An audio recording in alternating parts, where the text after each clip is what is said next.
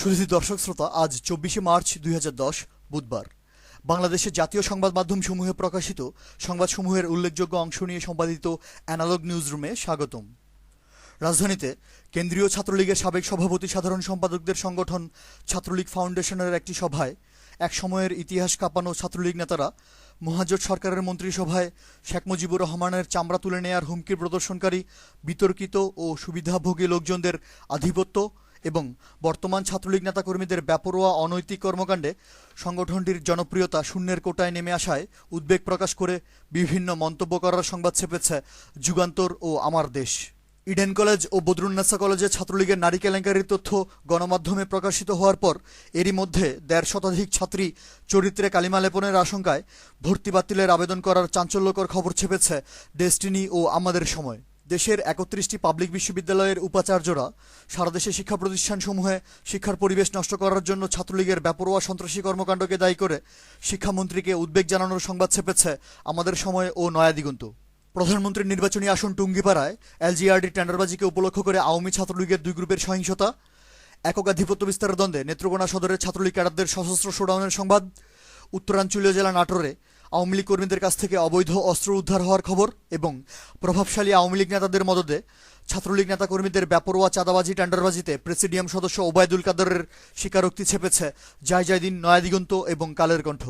ঢাকার দোহারে প্রভাবশালী মহাজোট নেতা হাসানুল হক ইনুর স্ত্রী সরকারি মালিকানাধীন বাজারের জমি এবং 4টি স্থাপনা অবৈধভাবে দখল করে নেয়ার সংবাদ, আওয়ামী শ্রমিক লীগ নেতারা রাজধানীতে রেলওয়ের কোটি টাকা মূল্যের জমি হাতিয়ে নেয়ার খবর এবং বিভাগীয় নগরী রাজশাহী ও দক্ষিণাঞ্চলীয় জেলা ভোলার লালমোহনে ক্ষমতাসীন দলের লোকজন বিএনপি নেতাকর্মীদের মালিকানাধীন জলাশয় জোরপূর্বক অবৈধভাবে দখল করে কয়েক লক্ষ টাকার মাছ লুটপাট করার ছবি এবং সংবাদ ছেপেছে নয়া দিগন্ত, কালের কণ্ঠ ও আমার দেশ।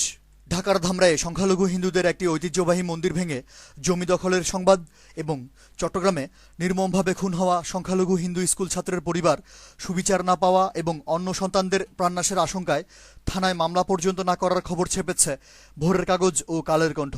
সরকারের বিভিন্ন পর্যায়ে আলোচনায় বারবার প্রতিশ্রুতি দিয়েও ভারতীয় সীমান্তরক্ষী বাহিনী বিএসএফের সহিংসতা বন্ধ হয়নি সীমান্ত জুড়ে। লালমনিরহাটের হাতিবান্ধা সীমান্তে বিএসএফ বিনা বিচারে গুলি করে হত্যা করেছে আরও একজন নিরীহ বাংলাদেশিকে। পাশাপাশি চুয়াডাঙ্গার দামরহুদা সীমান্তে বিনা উস্কানিতে গুলি করে উত্তেজনা সৃষ্টি করেছে ভারতীয় বিএসএফ। সীমান্তে বিএসএফের অব্যাহত সহিংসতায় সংবাদ করেছে যুগান্তর, আমাদের সময়, ইত্তেফাক, প্রথম আলো, জায়জায়দিন, আমার দেশ, নয়া দিগন্ত, সমকাল ও শীর্ষ নিউজ। রাজধানী ঢাকা, বিভাগীয় নগরী বরিশাল ও রাজশাহী, জেলা শহর বগুড়া, রংপুর, চাঁপাইনবাবগঞ্জ, ময়মনসিংহ, নড়াইল এবং পর্যটন নগরী কক্সবাজার সংবাদদাতাদের পাঠানো তথ্যের ভিত্তিতে সারা দেশে দুর্বিষহ জ্বালানি গ্যাস, বিদ্যুৎ ও পানি সংকট এবং বিভিন্ন স্থানে বিক্ষুব্ধ কৃষক ও ছাত্র জনতা রাস্তায় নেমে বিক্ষোভ প্রদর্শনের পাশাপাশি বিদ্যুৎ অফিস ভাঙচুর করার সংবাদ ছেপেছে আজকের সবগুলো পত্রিকাই। ঝিনাইদহে প্রতিবেশী দেশ ভারত থেকে পাচার হয়ে আসা বিপুল পরিমাণ অবৈধ মাদকদ্রব্য উদ্ধার হওয়ার খবর ছেপেছে সমকাল, নয়া দিগন্ত এবং কালের কণ্ঠ। স্বাধীন দুর্নীতি দমন কমিশনে সরকারের অনৈতিক হস্তক্ষেপকে পাকাপোক্ত করতে আইন মন্ত্রণালয়ের সংশোধনী সুপারিশমালায় দুদক এবং মন্ত্রণালয়ের দ্বন্দ্বে সংবাদ ছেপেছে ভোরের কাগজ, মানবজমিন ও জায়জায়দিন। প্রথম আলো, শীর্ষ নিউজ, আমাদের সময় এবং bdnews24.com আপডেট হয়েছে নারায়ণগঞ্জে সরকারদলীয় ক্যাডারদের সহিংসতায় জাতীয়তাবাদী ছাত্রদলের একজন নেতাসহ মোট 2 জন নির্মমভাবে খুন হওয়ার সংবাদ। অ্যানালগ নিউজ আজ এ পর্যন্তই। পরবর্তী নিউজ শোনার আমন্ত্রণ জানিয়ে আজকের মতো বিদায়। ধন্যবাদ।